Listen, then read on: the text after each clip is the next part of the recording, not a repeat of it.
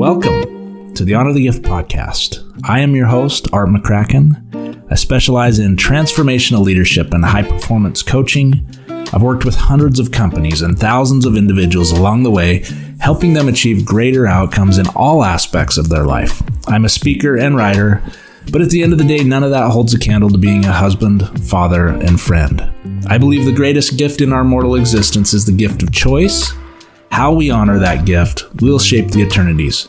I also believe that career is a way of being and not just a way of life. And when you figure that out, by learning to let go of the charades and leaning into growth, life just seems to unlock itself. I know this because I've lived it. Quite simply, my calling is people experience living true. Thank you for being here. Thank you for making the commitment to lean into growth. I honor your journey. Now, let's do this.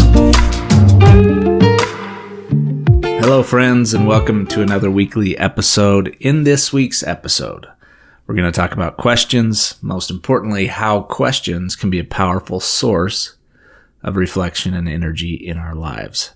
So I'd like to begin in kind of setting the stage for today's episode. I've had the opportunity to share a presentation in the last couple weeks with a few different organizations, and I want to share the highlights of that presentation. In specific, the details of how questions and a simple operating model can really create new growth for us in our life.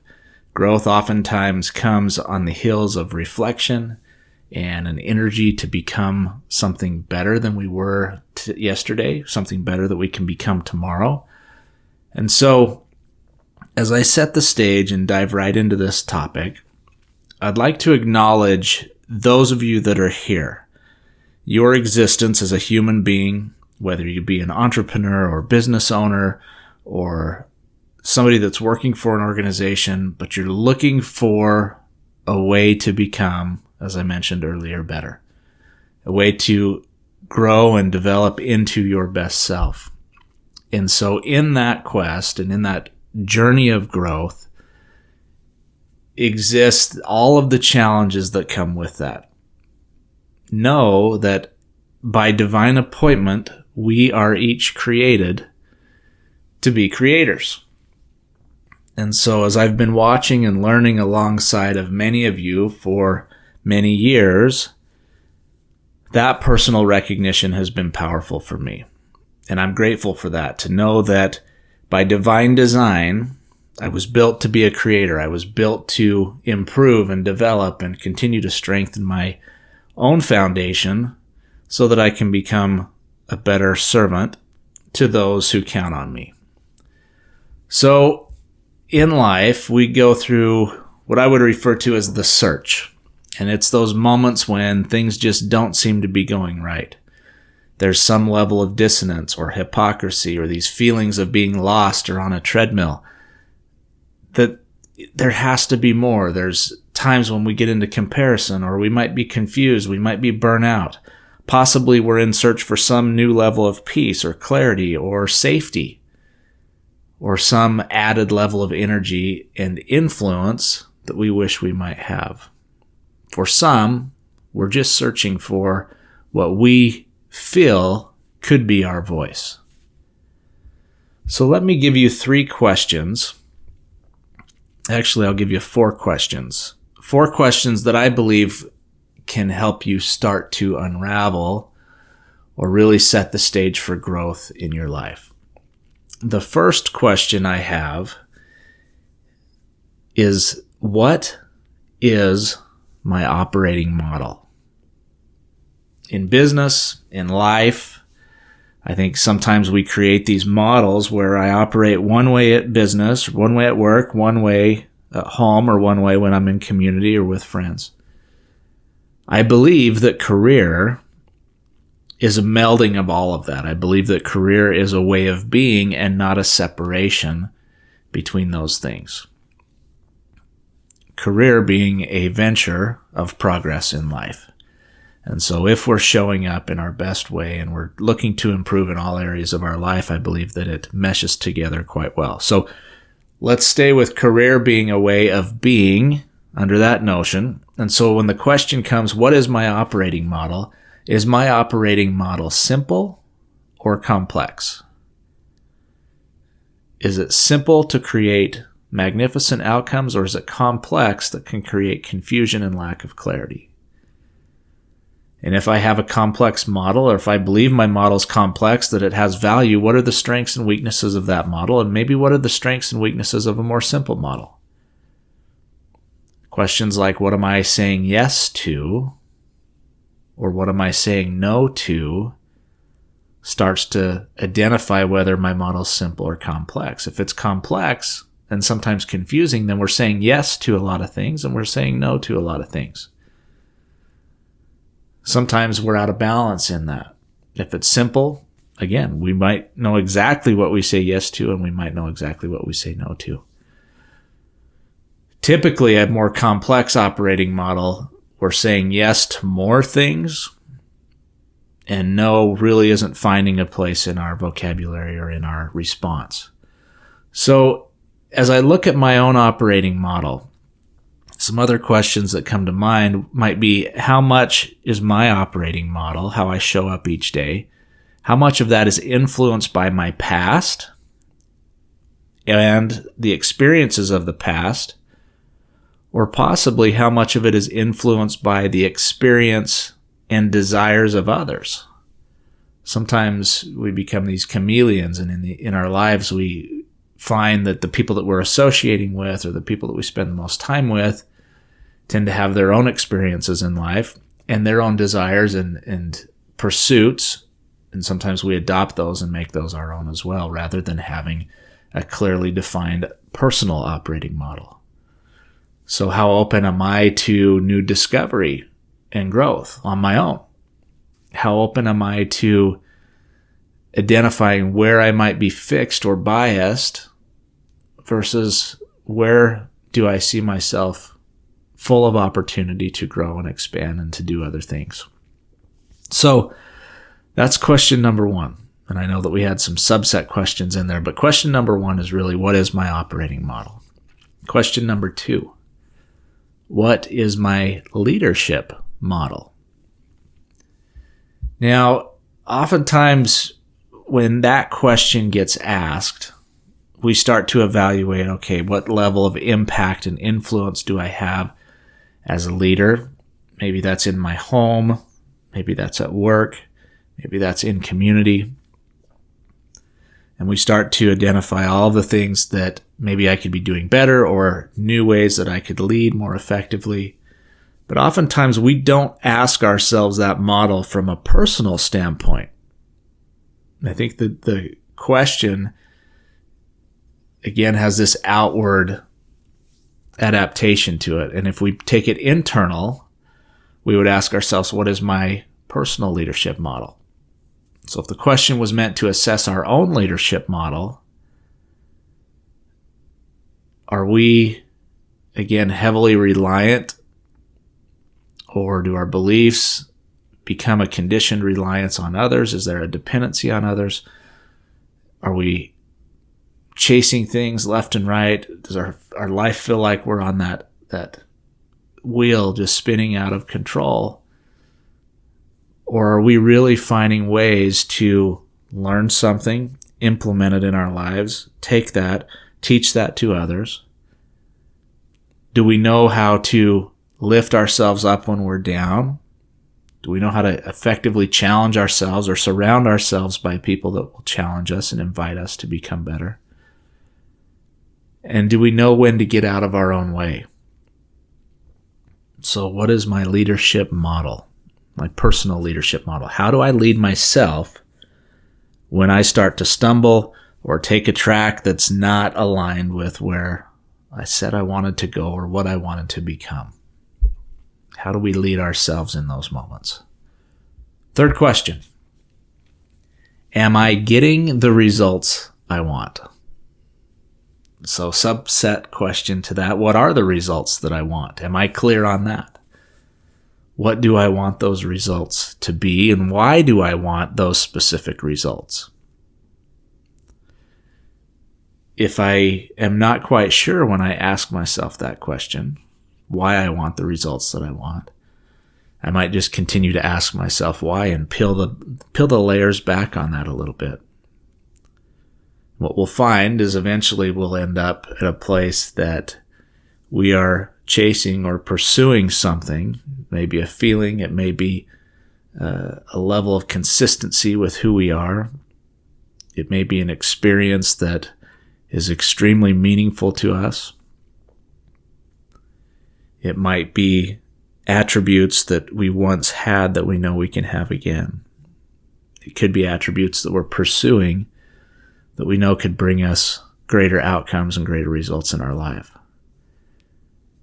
When it comes to influence, I love what Simon Sinek says about it. He says that people don't care what you do, they care why you do it.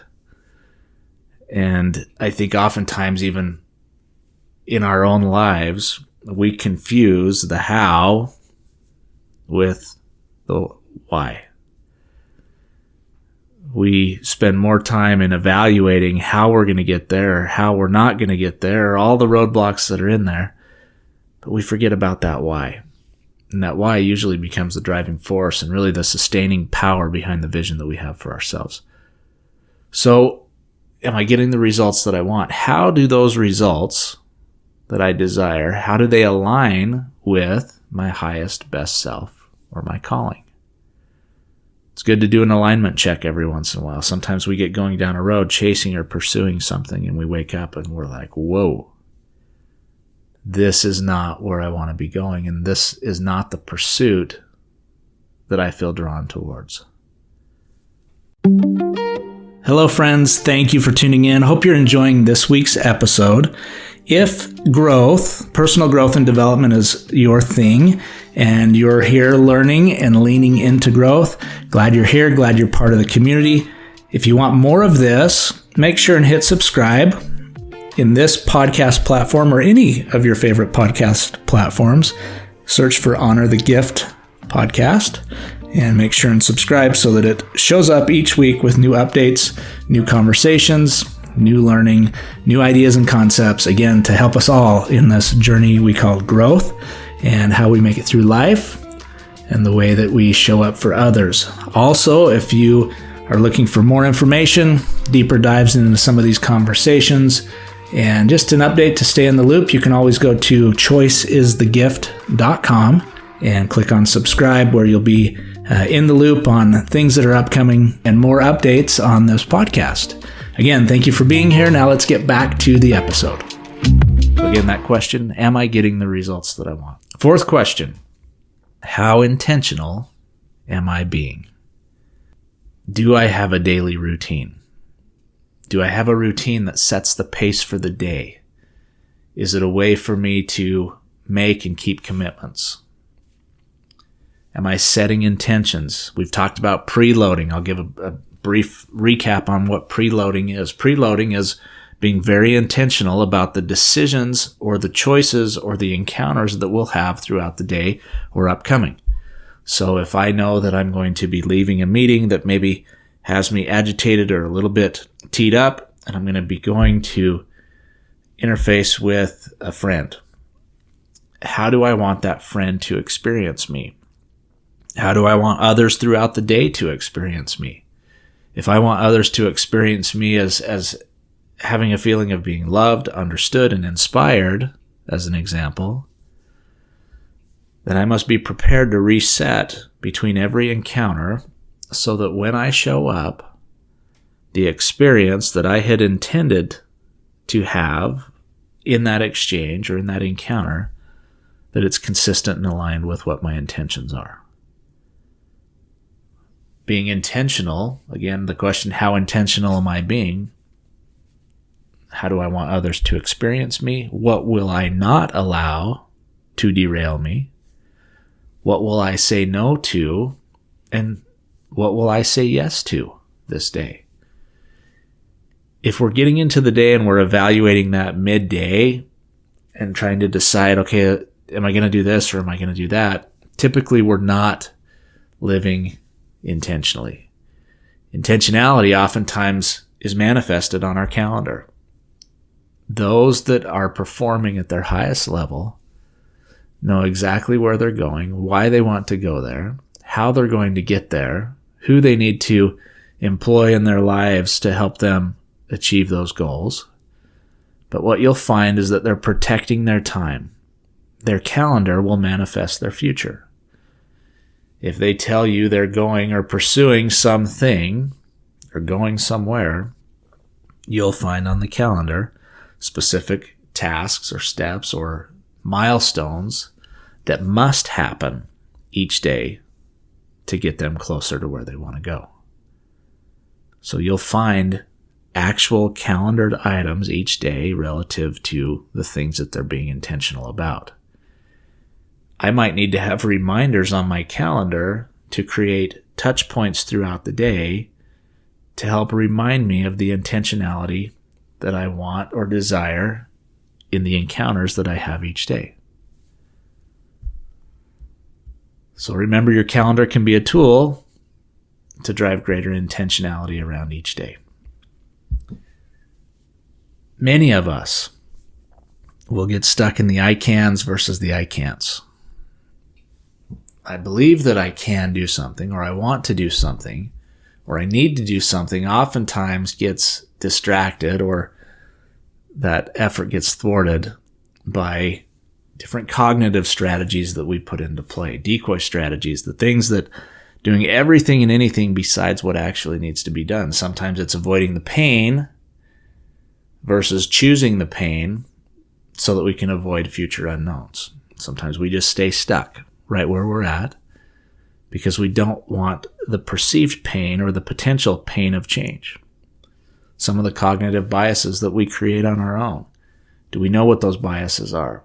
Oftentimes we don't. And so the question, what do I know to be true that isn't, is a way to identify a bias or to ask ourselves questions about our beliefs, but certainly it gives us an opportunity to ground the assessments that we're making in our lives. We know that those things we focus on become our reality. So what stories are we telling ourselves? What things are we focusing on? What things are we pushing away? And I love this subset question again versus on the I cans versus the I can'ts. This question, I always ask people when they're getting ready to do something different or pursue another career or to change employers or to do something different in their life, to make a big change. The question is, are you running from something or are you running to something? Very powerful question. Something when you sit down and evaluate it, even in our own lives, even the decisions and choices that we make throughout each day. Am I running from the hard to pursue something easier or safer? Or am I energized and full of life and on point and intentional in my pursuits? So as we wrap up today's episode, I want to remind you of a couple of different things that are important to me, but also I think tools that can help you as you pursue better days in your life. For me, my calling is people experience living true. How does that feel? What it meant for me is it challenged my paradigms, it challenged my comfort zones, it challenged my places of safety, and it challenged my bad habits. It challenged the inconsistencies and incongruencies in my life. It challenged the hypocrisy that I was living with. In the choice to live true, in the choice to be honest and to show up for those around me, regardless of all the bumps and bruises and knots and craziness of my existence to that point, I had to make a choice. And in choosing to live true, it's very expensive. It has the potential to be very expensive, I should say. It can be expensive in the relationships that we are in and are pursuing. It can be expensive physically, monetarily, to make choices that are consistent with our truth, consistent with who we are as an individual and the areas of expertise and alignment that maybe we're pursuing or engaging in. But living true is expensive, has the potential to be expensive. But the rewards are magnificent. When we come into congruency, when we come into alignment and resonance in our life, the feeling and the emotions behind that are one of being home. So what it certainly requires making and keeping commitments to ourselves and others. So as we try to unlock what living true might be in our own lives, there are 5 areas, 5 specific keys, I would say, that help us unlock that. The first key is vision. Key number 2 is presence. Key 3 is choice. Key 4, action. And key 5, leadership. So very quickly, vision, it's so important because if we don't know where we're going or where we want to be, we're not going to get there. If we don't know what we're fighting for, if we don't know what drives us, if we don't know what our grand pursuit or grand way of being is, or what we're trying to live into and become, we won't get there. So vision's important. Presence, I believe, is exercising a choice to engage in this moment, to be here right now, push everything else to the side, be eye to eye with the humans that we engage with at any given moment. Eye to eye, heart to heart, mind to mind. Choice. Choice, we have them. We have choices all day long, every day, hundreds, thousands of choices. Again, are we intentional? Are we preloading? Are we prepping for the choices that we're going to make? Are we making good choices? Are we choosing the hard in spite of the ease and safety of today? Choice, I believe, is the greatest gift in our lives. It's a gift that can't be taken away. Choice has power. Recognizing that has power in our lives. Action, we got to take action. We got to be willing to do what we say we're going to do. We got to be willing to move on the intentions and the necessities of our life. And the 5th key is leadership, recognizing that each of us are leaders by design. We have impact and influence in others' lives. And if we honor that, then we will find times to share and teach and develop and mentor and coach others in their journey as they look to become their best selves. Leadership also happens within. It first starts with us. As we become more effective leaders in our own life, knowing that pursuit may never be perfection, but if we become better leaders in our own life, we in turn become more impactful and influential in the lives of those around us. When we don't live true, we quit. There are too many examples of this today. I wish that there weren't. I've quit in my own life before, and that hasn't been living true. There are people that check out of life permanently. For that, I'm saddened, because it's not living true. When it gets hard, when it gets difficult, when it seems as though the whole world is falling upon us, do we quit? The choice to quit or to live true and to engage in that is a powerful choice. So in closing, I would extend my confidence and trust in you. I recognize that you are a leader, that we all are leaders in every sense of the word. The more we recognize and honor our impact and potential, more impactful we will be, both internally and externally. Of this, I'm personally clear from my own life experiences. Again, my calling is people experience living true. I believe the greatest gift in this mortal life is the gift of choice. How we honor that gift will change the eternities. Flip the switch. Some of you may have already flipped the switch in your life. Some of you may not yet be ready. Some of you, on the other hand, have your hand on the switch right now, and you're ready to stop running. So you have the choice right now, today, to decide what this next chapter of your life will look like and who you will become. remember that growth is always a choice. Until next week, my friends, make it a great one. And remember to always honor